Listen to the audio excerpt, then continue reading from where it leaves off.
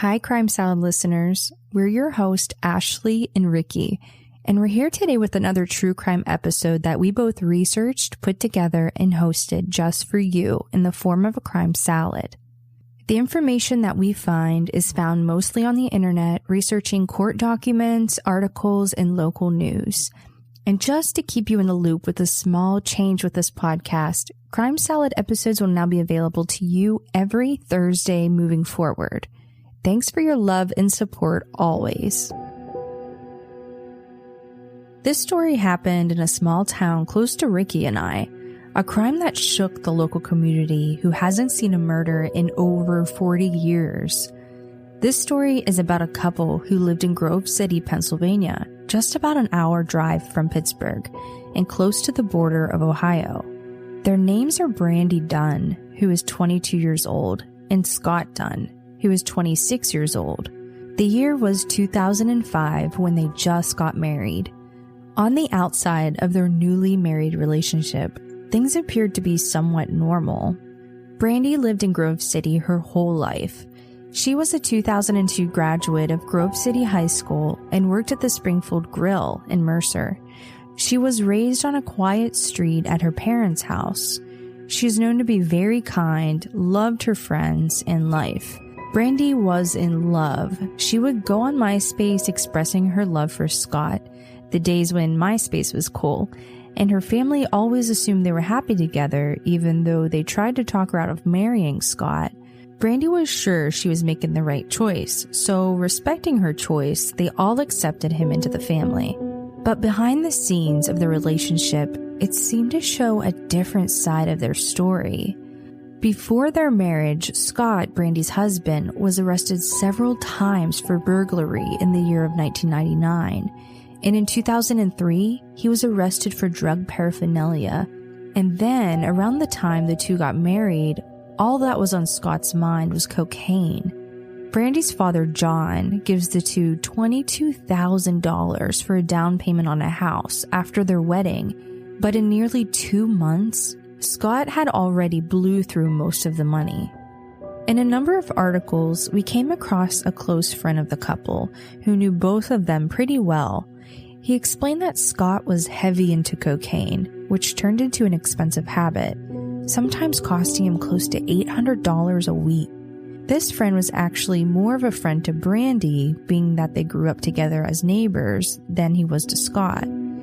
His friend's name is Chris, and it never really seemed to bother Scott that the two were close friends until one day, Scott found a condom wrapper in their home, which he then became immediately suspicious of Chris and Brandi's relationship. Scott immediately thought of Chris because the amount of time the two spent together, and he knew they had slept in the same bed in the past, but at the time he didn't think too much about it, even though Scott was sure the condom belonged to them. Chris and Brandi denied anything ever happening, but Scott wasn't believing it. Scott was quite noticeably aggressive. In questioning with Brandi's parents, they noticed Brandi would sometimes have bruises on her body, but Brandi never came forward and would often just cover it up by saying she fell or bumped into something. It's easy for us to say as outsiders, well, why wouldn't you just tell somebody if she was getting abused? And obviously, Ricky and I aren't experts, but imagine everything that comes with the physical abuse. Not only was Brandi probably terrified to leave, but they were only 6 months into their new marriage. I'm sure Brandi just kind of saw this as a bad stage in their marriage and thought things would get better. She probably thought each time he got violent, this would be the last time. Scott would eventually get clean and they could put everything behind them. And we know from her family that Brandi was a very caring person. Maybe she thought she could fix him. Often victims are mentally strung along by their abusers, being brainwashed and manipulated. After every violent fight, Scott could have been telling her a sob story about how he would like to change, and his actions are being brought on by his addiction and not him, promising over and over that things will get better. So I think it's really easy to be naive and think that something like this could never happen to you. And to be honest, I'm not even sure if you can actually see something like this coming. But I think the best thing that you can actually do is just be conscious of what's best for you and, keeping yourself safe. No one deserves to be abused. And I think it's important to remember that you always have a choice and you always have options. So if you're ever in an abusive situation, you have to tell someone. Tell a family member or contact a domestic abuse hotline. Seriously, you're never alone in what you're dealing with. Yeah, I think that's a really good point, because in most cases, I think these victims don't really think they can tell anyone or even know what to do about it. So I think being able to even just reach out to a hotline can help them feel supported, and they can even lead you into the right direction. Whether or not this was the case, the couple's friend Chris also brought up that Scott threatened him after accusing him of having an affair with Brandi, by telling him that he thought about getting a baseball bat to break his legs. Although this was just a threat, after this, Brandi and Scott's relationship was beginning to crumble, as the two were now sleeping in separate rooms. Which, no relationship is perfect, arguments happen, but what wasn't known at the time is that these were all red flags that were hidden in plain sight. This all happened in December, and it really started a battle between Brandi and Scott's relationship. I'd like to point out here that there was no proof that the two had an affair. And I read in an article that Brandi actually reached out to a friend who the condom actually belonged to and kind of convinced her to reach out to Scott and explain the situation. But I don't think Scott really ever believed her, or at least held that grudge, especially now that they're sleeping in different rooms. But I think the threat that he made to the friend, actually starts to show the true colors of Scott and, shows his aggression. Yeah, that's a pretty intense threat. So during the winter months when Brandi's parents traveled to Southern California for the winter, they asked Brandi and her husband Scott to house sit for them while they were gone. So they brought their 2 dogs along and they made themselves at home. This was actually the very first time that Brandi's parents asked them to do anything like this. Brandi and Scott were willing to live there while they were gone, mainly because where they lived wasn't as nice and it wasn't very warm in the winter, being that the cold winter air seeped through their trailer's walls. So I think it was a pretty easy choice. Either spend the winter in Brandi's parents' nice house or spend the winter in their small trailer.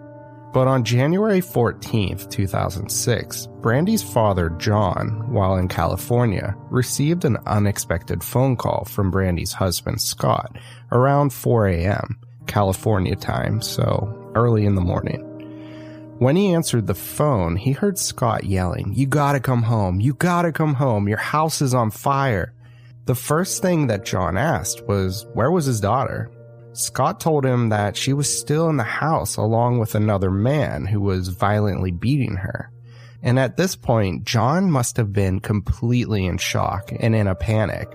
He asked, "Why aren't you in there helping her?" But Scott insisted that he couldn't go in because the flames were too hot. This was the first of many claims that Scott would make while being questioned. So what actually happened that morning? And why was he going to leave Brandi in the house as it was on fire, knowing that she was in there? Well, Scott told the police that he left his wife at home after he picked her up at a party, and he went to Slippery Rock, which was a town nearby. He said that his truck had broke down and he had to walk back to the house.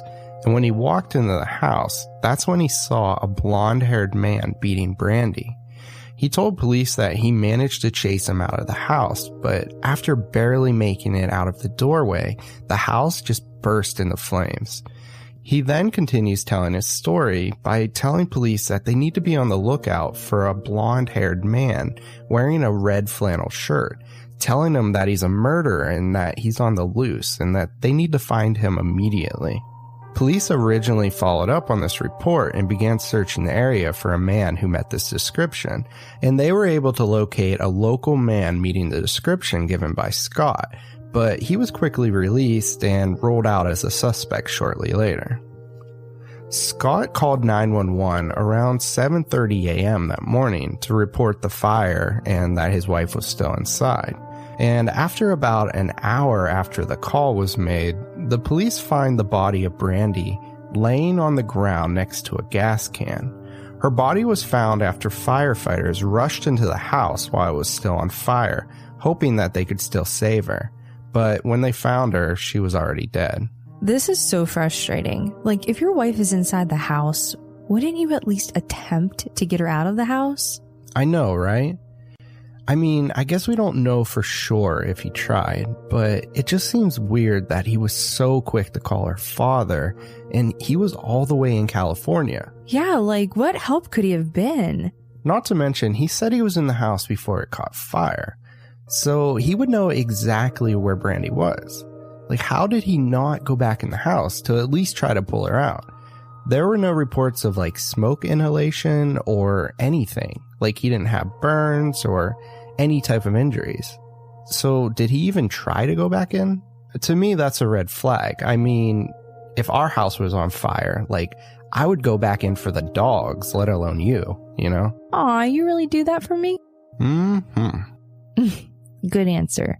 And not to mention, what if he just saw some random guy earlier in the morning and gave his description to the police? And this quickly led to a very detailed investigation, which took weeks, picking through the burned items that the fire left behind to see if they can find any evidence that could explain how this happened. Scott said it was an intruder, but what they find seems to lead them to a savage murder following the house being set on fire in 3 different places. So whoever did this planned to destroy everything. It was estimated about $320,000 in damages were left behind from the fire. The house and everything in it was pretty much completely destroyed, along with 2 of her dogs that were also killed in the fire. Brandi's parents came back home to Pennsylvania with everything taken away from them. Once the autopsy was revealed, it ruled this case as a homicide, being that Brandi was gruesomely beaten to death from a hammer, shattering her skull. Before her body, her bed, and wedding gifts her and Scott received were doused with gasoline. So next on the list was to find out who did this, and after taking a step back and looking deeper into this case, Scott's story wasn't adding up about how a mysterious man broke into the house and attacked Brandi. With the angry hits to the head, this showed investigators that this just wasn't any attack, but a very angry attack, a personal attack. This led police to their main suspect as Brandi's husband, Scott. Scott's story always seemed to be changing, or he wouldn't have a clear answer to where he was or what actually happened. And to add to the story, the couple's friend Chris had a few things to say to the police as well in an effort to help with the case because Brandi was his good friend. He told police the night before the morning of the incident, Chris explained he got a phone call from Brandi around 4 a.m. looking for Scott. He told Brandi that Scott wasn't with him, but Brandi thought he was just trying to cover up for him. I'm assuming things were a little bit heated because she called him back around 5:30 a.m. to apologize for not believing him. After the second call, Chris decided to go see Brandi and caught a ride from his cousins to her house. And we're not sure if Brandi invited him or what, but when he got to the house, according to the article that we were reading, the keys were still in the front door, and when he went inside, Brandi was asleep. We weren't able to find much more information about what Chris explained here, but could Scott have been upset that Chris was there? I definitely think it's possible, you know, being that Scott was jealous of the two in the past, but we really don't know. So shortly after this, Scott was arrested for murdering his wife, but while in court, he continued claiming that he was innocent. His attorney explained how there was no physical evidence to link him to the case, and, nothing was recovered from the crime scene or anything that actually linked him to setting the house on fire. However, according to Pennsylvania court, there was enough circumstantial evidence for a conviction. And while in court, the couple's friend Chris testified against Scott, helping to prove his involvement. Scott was originally charged with first and third degree murder, voluntary manslaughter, abuse of a corpse, and 3 counts of arson. and he planned to plead not guilty. However, a few months before the trial, the judge agreed to reduce the primary crime to involuntary manslaughter in exchange for a guilty plea from Scott. So, along with Scott's confession, he explained that this all started from an argument around 7 a.m. at Brandi's parents' house. It was about cocaine and alcohol. Eventually, this verbal argument turned physical, where Scott says that Brandi started punching and hitting him, and he just snapped, taking all of his anger out on her and striking Brandi in the head with a hammer. And before he realized what happened, it was too late, and Brandi was laying in a pool of her own blood. Scott confessed that he didn't know what to do, so he set the house on fire with the gasoline that he found in the shed. This was all explained in court as kind of a crime of passion. Although, this wasn't an easy decision for the judge, but Brandi's father, John, urged the judge to make this decision in order to speed up the whole process. See, John was 70 years old, and he had cancer, and he just couldn't take the stress of the whole trial. In his eyes, he just wanted to put him behind bars and never think of him again. So, with Scott's guilty plea, he'll be eligible for parole in 23 years. So, this puts him in his early 50s. And to me, this just isn't enough time for the crime that he committed. I mean, I understand where Brandi's father is coming from. I mean, the whole trial could have taken a really long time and just been an incredible mess.